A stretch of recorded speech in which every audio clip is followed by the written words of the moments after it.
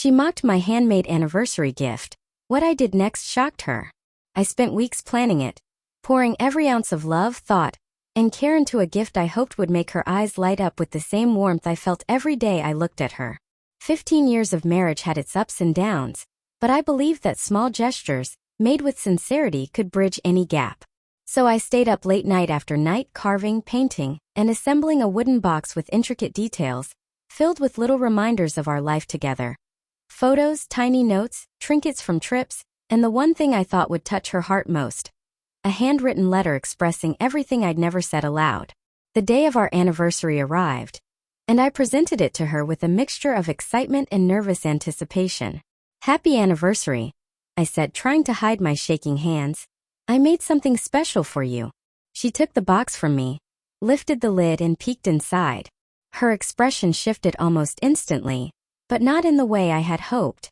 She let out a short, sharp laugh, shaking her head as if the gift were some childish, pathetic attempt at impressing her.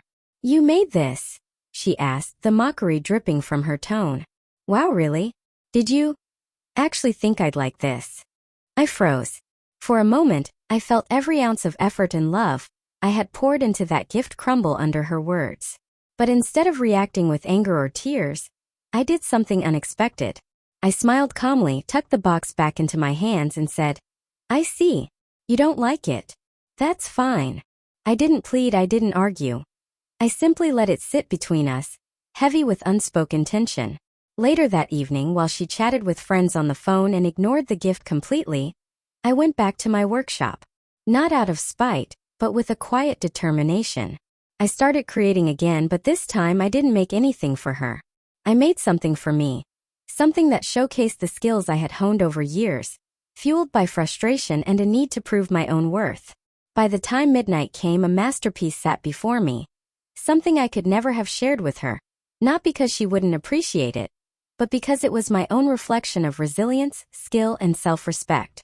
The next morning, I calmly told her I was going out. She barely looked up, laughing at some joke on her phone. I didn't mention the gift, I didn't explain myself. I simply walked out, carrying my new creation in a discreet bag. Over the following days, I began posting pictures of my work online, sharing it with friends, colleagues, and an appreciative audience that had no idea who had mocked me. The response was immediate and overwhelming. Messages poured in from strangers and acquaintances alike, praising my creativity, skill, and dedication. One by one, people she knew began commenting, sharing, and tagging her. "Did you see what he made? Incredible craftsmanship. Your husband? Wow." When she finally noticed, her mockery turned into confusion, then shock. She had laughed at what she thought was an amateurish attempt, and now the same man she had ridiculed was being celebrated publicly for talent she hadn't even bothered to acknowledge. Friends, neighbors, and colleagues started asking about the story behind the creation, and every mention carried the unspoken truth. She had underestimated me. She had laughed at my effort, and the world was now applauding it. Her attempts to regain control of the narrative failed miserably. She tried to play it off as luck or coincidence, but people who had followed my posts knew better. The admiration I received was genuine, heartfelt, and undeniable.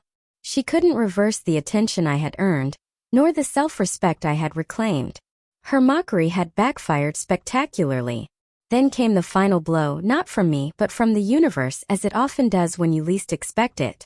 I was invited to showcase my work at a local gallery, something I had never imagined 2 weeks earlier. The exhibition drew crowds, and she, who had once dismissed me, had to attend to support mutual friends. When she saw me standing there, confidently explaining my craft to a room full of admirers, her face went pale. Every laugh, every dismissive glance she had given my handmade anniversary gift returned to haunt her silently.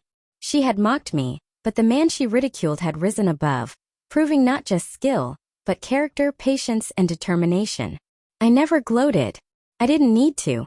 The shock on her face, the whispers among her friends, and the undeniable truth in the applause around me were enough. I had transformed humiliation into triumph, scorn into recognition. The handmade gift she mocked became a symbol, not of her taste, but of her underestimation of me. And in the quiet moments afterward, I realized the most powerful revenge wasn't anger or confrontation. It was the calm, deliberate act of proving yourself through action, letting the world see the value she had failed to recognize. Years later, I still keep that anniversary gift tucked away. A reminder of how fragile pride can be and how potent patience, creativity, and self-respect truly are. She never mocked me again, at least not to my face, but the memory lingered. And every time I glance at my workshop, my heart swells not with revenge, but with the knowledge that when someone underestimates you, the best response is to rise so high that their doubt becomes irrelevant.